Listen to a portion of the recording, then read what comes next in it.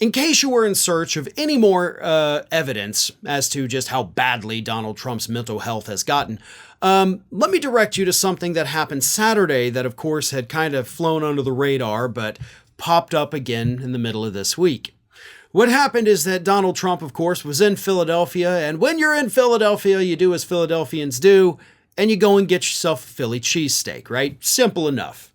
It's what politicians do, right? I mean, they travel around the country. You go to a certain area, you go to Memphis, you're going to get some barbecue. You go to Texas, you got to get some brisket. Come down to Florida, you got to get some seafood.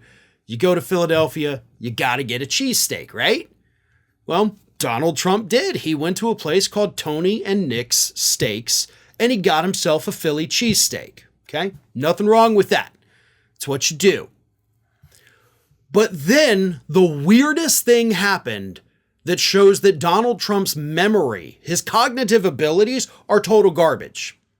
Because he goes into Tony and Nick's Steaks, hangs out there for a little bit, gets his Philly cheesesteak, goes outside, and the interviewer asks him about the cheesesteak.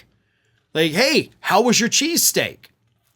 And Trump says, oh, that was good. I haven't sampled it yet, but I will. You were just inside. You just ate a Philly cheesesteak. The interviewer says, hey, how was a cheesesteak? Right? It's not a gotcha question. Okay? This wasn't an ambush interview. It was just like, oh, hey, you just ate that thing? How was it? And Trump initially was like, oh, man, it was great.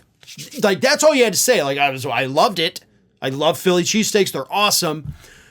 He's like, I loved it, but I also haven't eaten it. So Donald Trump appears to not remember whether or not he just ate a Philly cheesesteak. Like, oh, it was good, he says. I also haven't sampled it yet. So what was good? Or did you legitimately forget in between your sentences there that you had just eaten a Philly cheesesteak? I mean, did you get a second one and you're keeping it in your back pocket to eat for later? And that's what you're like, oh, I haven't sampled the second one yet. You know, I got a little different that time. What is going on with this man's brain? He literally just cannot stop himself from lying about it.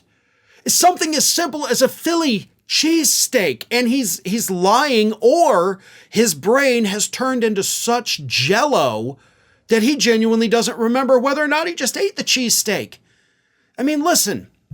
If you've been to Philadelphia and you've had a cheesesteak, if you've had a good cheesesteak, you're going to know if you just ate it. I mean, I'm not saying that to be insulting. You're going to still taste it. It's going to be on your breath for a long time.